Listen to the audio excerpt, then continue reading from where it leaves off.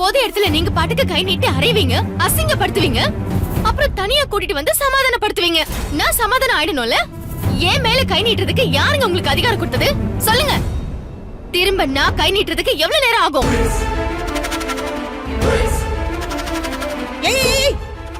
என்னடி பேசிட்டு இருக்க? என்ன வார்த்தை பேசுற?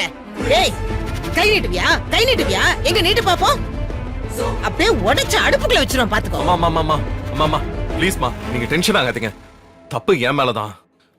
நான் ஒரு முட்டாள். ரோடுன்னு கூட பார்க்காம மல்லியை கை நீட்டிட்டேன். என் மேலதான் தப்பு. ரொம்ப சாரி மல்லி, என்ன மன்னிச்சு. ஐயோ மாப்ள, நீங்க கையை கீழே போடுங்க. கையை கீழே போடுங்க.